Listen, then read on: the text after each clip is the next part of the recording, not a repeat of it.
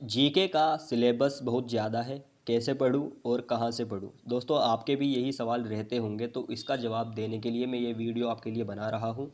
तो शुरुआत करते हैं हम सबसे पहले इतिहास से, इतिहास में भी प्राचीन भारत के इतिहास से। ठीक है, तो पढ़ना कहाँ से है? पढ़ना आपको ल्यूसेंट की बुक से है। ठीक है, सबसे ज़्यादा जेन्युइन बुक है। अब तक सबसे ज़्यादा जो लोगों ने रिकमेंड किया है वो ल्यूसेंट को ही रिकमेंड किया है, तो आपको ल्यूसेंट से पढ़ना है। ठीक है, पढ़ना कैसे? अगर आप पूरी बुक पढ़ना चाहते हैं तो पूरी बुक पढ़ लें, अगर आप पूरी बुक नहीं पढ़ना चाहते हैं तो इस वीडियो में मैं आपको केवल इम्पोर्टेंट टॉपिक के बारे में बताने वाला हूं जो आपको प्राचीन भारत के इतिहास से पढ़ने चाहिए। एक क्वेश्चन और है, क्या ल्यूसेंट काफ़ी है या कोई और भी बुक लेनी हमें चाहिए? देखो, वैसे तो ल्यूसेंट अपने आप में काफ़ी है, लेकिन अगर आप प्रीवियस ईयर के क्वेश्चन लगा लेते हैं, प्रीवियस ईयर के क्वेश्चन लगा लेते हैं, चाहे आप वो घटना चक्र से लगाएं या ल्यूसेंट से लगाएं, तो आपके लिए वो ज़्यादा बेहतर रहेगा। ठीक है, या कहीं से भी आप प्रीवियस ईयर के लगा लें तो वो काफ़ी बेहतर रहेगा। लेकिन ल्यूसेंट को पढ़ना किस तरीके से है, अब इसके बारे में हम बात कर लेते हैं। देखो, कुछ मैं आपको इंपॉर्टेंट टॉपिक बताऊंगा जिनको आपको ज़रूर पढ़ना है। अगर आपने तैयारी पहले की है तो बहुत अच्छी बात है, अगर नहीं की है तो केवल आप इन टॉपिक को पढ़कर भी अपनी तैयारी को काफ़ी अच्छा कर सकते हैं। मैं मानता हूँ कि इन टॉपिक से काफ़ी ज़्यादा क्वेश्चन बनते हैं और हो सकता है कि आपके एग्ज़ाम में भी इन्हीं टॉपिक से क्वेश्चन बन जाए, आपको पूरा पढ़ने की ज़रूरत ना पड़े। तो सबसे पहला टॉपिक है इसमें सिंधु घाटी सभ्यता। देखो, यहाँ से क्वेश्चन जरूर बनता है, सिंधु घाटी सभ्यता से क्वेश्चन जरूर बनता है। क्वेश्चन वो किसी भी तरीके का हो सकता है कि इसकी खोज किसने की थी, कब की थी, कब और कहाँ की गई थी, इसकी ये इसका स्थान कहाँ पर है कि कहाँ पर इसकी खोज की गई, इसके प्रमुख स्थान जैसे कि इसके नगर, और वो नगर किस नदी के किनारे पे बसे हुए हैं, ये बातें आपको इसके बारे में पढ़नी है। प्रमुख धातुएं, कौन कौन सी धातुएं प्रमुख यहाँ पे पाई गई, जैसे तांबा पाया गया या नहीं पाया गया, या कब पाया गया, या लोहा पाया गया नहीं पाया गया, सोना। ठीक है, इसी तरीके से यहाँ पर कौन कौन सी फसलें जो उनकी खेती की जाती थी या जिनके प्रमाण हमें मिले हैं फसलों के बारे में, और जंतुओं के अवशेष के बारे में कि कौन कौन से जंतुओं के, जानवरों के यहाँ पर अवशेष मिले हैं। ठीक है, एक चीज़ और याद रखना, जो चीज़ें मिली हैं वो तो आपको याद रखनी है, लेकिन अगर जो चीज़ नहीं मिली है ना, जैसे कोई किसी जंतु का अवशेष यहाँ पर नहीं मिला, तो वो भी आपको याद रखना है कि इस जंतु के अवशेष सिंधु घाटी सभ्यता से नहीं मिले हैं। इसी तरह से सभी नगरों के बारे में याद जरूर रखना आप। ठीक है, अगला क्वेश्चन, अगला इंपॉर्टेंट टॉपिक होगा इसका बौद्ध सभाएं। बौद्ध धर्म के बारे में आपको बस थोड़ा सा पढ़ना है कि किसने खोज की, मतलब इसके संस्थापक कौन थे बौद्ध धर्म के, या इसके सबसे पहले अनुयायी कौन थे, इसको फैलाने वाले कौन थे। ठीक है, और जो सबसे ज़्यादा इम्पोर्टेंट बौद्ध धर्म से है वो ये है कि बौद्ध सभाएं कब हुई, किस वर्ष हुई, किस जगह पे हुई, और इसका अध्यक्ष कौन था, ये खास तौर से आपको याद रखना है। इसके बाद सबसे इम्पोर्टेंट साम्राज्य जो है वो है मगध साम्राज्य, जहाँ से असल में प्राचीन भारत की इतिहास की जो है स्टार्टिंग होती है। सबसे ज़्यादा इम्पोर्टेंट टॉपिक यहाँ पे अगर बनेगा तो मगध साम्राज्य और उनके जो राजा हैं और उनकी राजधानी कौन सी, बस ये बनेगा और कुछ नहीं बनेगा। मगध साम्राज्य के पतन के बाद आता है मौर्य साम्राज्य। मौर्य साम्राज्य में आपको चंद्रगुप्त को पढ़ना है, चंद्रगुप्त के उत्तराधिकारियों को पढ़ना है। ठीक है, चंद्रगुप्त को जब आप पढ़ेंगे तो उसमें चाणक्य के बारे में आपको पता चलेगा कि चाणक्य कौन थे, इनके क्या क्या नाम थे और इन्होंने क्या किया है। ठीक है, क्योंकि जो मौर्य साम्राज्य की स्थापना में सबसे ज़्यादा इंपॉर्टेंट रोल प्ले किया है ना, वो चाणक्य ने ही किया है। ठीक है, उसके बाद आपको इसमें मौर्य साम्राज्य में अशोक को अच्छे से पढ़ना है और उसके शिलालेख को पढ़ना है। ठीक है, और इन्हीं राजाओं के धर्म को भी आपको पढ़ना है। किस किन राजाओं के? मौर्य राजाओं के धर्म को भी जरूर पढ़ना है कि किस राजा ने कौन सा धर्म अपनाया और कौन सा छोड़ा। अब इसके बाद आपको जो मौर्य वंश के बाद साम्राज्य हुए ना, अगर आप चाहें तो पढ़ लें, लेकिन कोई ऐसा नहीं है कि वो इम्पोर्टेंट है, बहुत ज़्यादा इम्पोर्टेंट नहीं है। अब जो उसके बाद इम्पोर्टेंट है वो है कुषाण वंश, और कुषाण वंश में भी कनिष्क सबसे ज़्यादा इम्पोर्टेंट है, तो आपको कनिष्क को नहीं छोड़ना है। इसके बाद आता है गुप्त साम्राज्य। गुप्त साम्राज्य में चंद्रगुप्त प्रथम, समुद्रगुप्त, ये बहुत ज़्यादा इम्पोर्टेंट है। और साथ में जो गुप्त साम्राज्य के राजा हैं, इनको उपाधियाँ जो दी गई हैं ये बहुत इंपॉर्टेंट है। जैसे समुद्रगुप्त को कविराज कहा जाता है या भारत का नेपोलियन कहा जाता है, तो आपको ये इम्पोर्टेंट टॉपिक आपको याद रखने हैं। इसी तरीके से आपको हर्षवर्धन के बारे में पढ़ना है। हर्षवर्धन किस वंश का था, इसका प्रमुख युद्ध कौन सा है, और इसके दरबार में कौन से कवि रहते थे, कौन से राजवेद रहते थे, ये भी आपको ज़रूर पढ़ना होगा। और प्रमुख यात्री जैसे फाहियान और हुएनसांग, ये चीनी यात्री हैं और प्राचीन भारत में आए हैं, तो प्रमुख यात्री आपको याद रखने हैं, पढ़ने हैं, जरूर पढ़ने हैं, प्राचीन भारत के इतिहास में जो आए हैं प्राचीन भारत के राजवंशों में। ठीक है, अच्छा, अगर आप दक्षिण भारत के राजवंशों की बात करेंगे तो पल्लव और राष्ट्रकूट इंपॉर्टेंट है, क्योंकि इन्होंने कुछ निर्माण करवाए हैं, जैसे मंदिरों का निर्माण करवाया है, या कुछ आकृतियों का निर्माण करवाया है। और साथ ही इसी के दक्षिण भारत के मंदिर और उनको निर्माण करवाने वाले आपको याद रखने हैं, जैसे महाबलीपुरम का मंदिर है, कैलाशनाथ का मंदिर है, एलोरा के मंदिर और गुफाएं हैं, ये आपको याद रखनी है। ये पल्लव और राष्ट्रकूट में आपको मिल जाएंगे। प्राचीन भारत की पुस्तकें आपको याद रखनी है और उनके लेखक याद रखने हैं, जैसे अर्थशास्त्र किसने लिखी थी, चाणक्य ने लिखी थी, कादम्बरी और इंडिका, ये बुक आपको याद रखनी है। इनके राइटर याद रखने हैं और इनके राइटर किस शासक के दरबार में रहते थे ये भी आपको याद रखना है। ठीक है दोस्तों, अगर आपने अभी तक हमारे चैनल को सब्सक्राइब नहीं किया है तो इसको सब्सक्राइब कर लीजिए। और मैं थोड़ा सा आपको एक आइडिया दे देता हूँ कि आपको पढ़ना किस तरीके से है। जैसे मौर्य काल है, तो मौर्य काल में 3 राजा इंपॉर्टेंट हुए। सबसे पहले चंद्रगुप्त मौर्य, जिसने मौर्य काल की स्थापना की थी। उसके बाद उसका उत्तराधिकारी बिंदुसार हुआ और उसके बाद उसका उत्तराधिकारी अशोक हुआ। अशोक बहुत ज़्यादा इंपॉर्टेंट है, तो इसके बारे में पढ़ना किस तरीके से, देखो मैंने लिखा है यहाँ पे।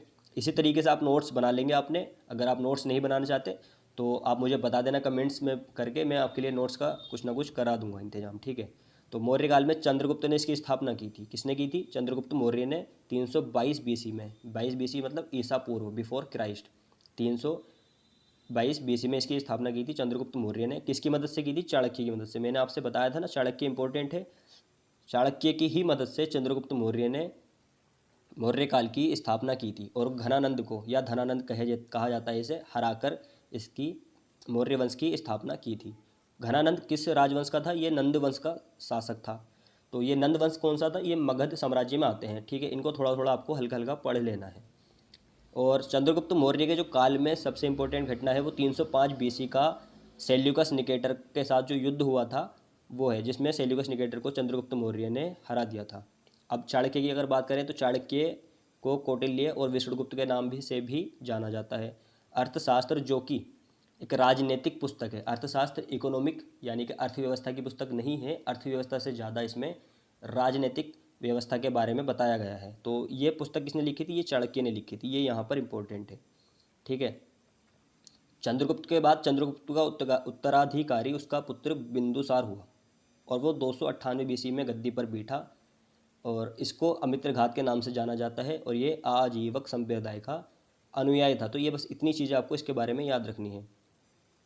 इसी तरीके से अशोक सम्राट आता है, बिंदुसार के बाद अशोक सम्राट गद्दी पर बैठा 269 बीसी में, लेकिन 4 साल तक यानी कि 273 बीसी से लेकर 269 बीसी तक इनके अशोक में और अशोक के भाइयों में युद्ध चला गद्दी पर बैठने के लिए। तो उसके बाद अशोक इस युद्ध को जीत गया और 269 बीसी में गद्दी पर बैठ गया। बिंदुसार के बाद बैठा, इसने 14 शिलालेख लिखवाए चलवाए। ठीक है, इन शिलालेखों की खोज किसने की, इन शिलालेखों की खोज की 1750 में पादरेटी फेनथेलर ने।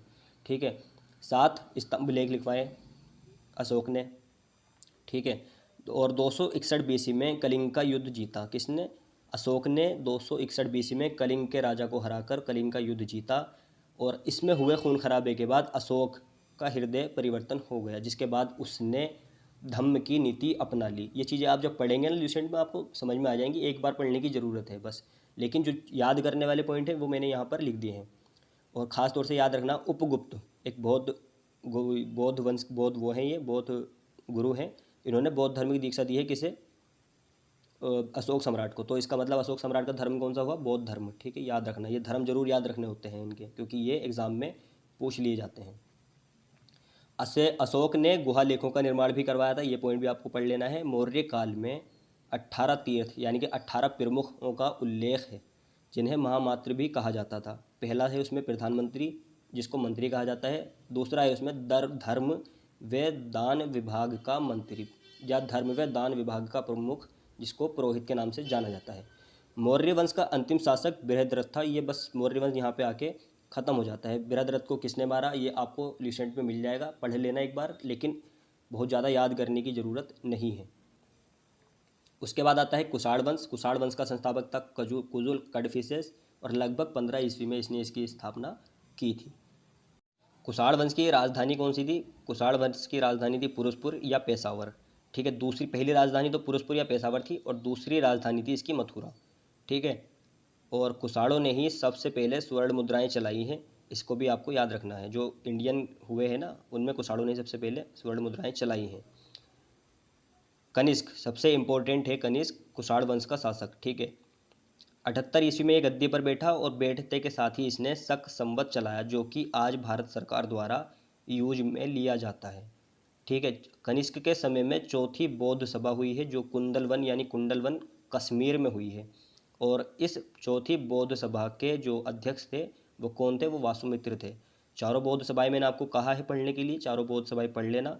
चौथी वाली इंपॉर्टेंट है क्योंकि कनिष्क के समय में हुई थी, कनिष्क के समय में हुई थी और वासुमित्र इसके अध्यक्ष थे। कहाँ हुई थी? कुंडलवन कश्मीर में। चरक राजवेद, जिन्होंने चरक संहिता लिखी है, ये कनिष्क के दरबार में रहते थे, ठीक है। इतना काफ़ी है पढ़ने के लिए, बस इसको आपको पढ़ लेना है और याद कर लेना है, इससे ज़्यादा पढ़ने की ज़रूरत नहीं होती है। अच्छा, गुप्त साम्राज्य की अगर हम बात करें तो इसकी स्थापना श्रीगुप्त ने की थी। पहला महान शासक इसका चंद्रगुप्त प्रथम हुआ था, मैंने बताया था ना आपसे। तो चंद्रगुप्त प्रथम जो कि 320 ईस्वी में गद्दी पर बैठा। इसके बाद समुद्रगुप्त 335 ईस्वी में गद्दी पर बैठा। इसको भारत का नेपोलियन कहा जाता है। ये क्वेश्चन कई बार एग्जाम में पूछा गया है कि भारत का नेपोलियन किसे कहा जाता है। भारत का नेपोलियन समुद्रगुप्त को कहा जाता है, ये आपको याद रखना है, ठीक है। समुद्रगुप्त को कविराज भी कहा जाता है। ये बस इंपॉर्टेंट बातें हैं, ये आपको याद रख लेनी है। Thanks for watching. और जिस तरह से मैंने आपको बताया है, जिस तरीके से मैंने आपको पढ़ाया है, बस आप इसी तरह से चीज़ों को पढ़ लें, समझ लें, याद कर लें। और जितने टॉपिक मैंने आपको प्राचीन भारत के बताए हैं, यही काफ़ी हो जाएंगे आपके आने वाले एग्ज़ाम की तैयारी करने के लिए।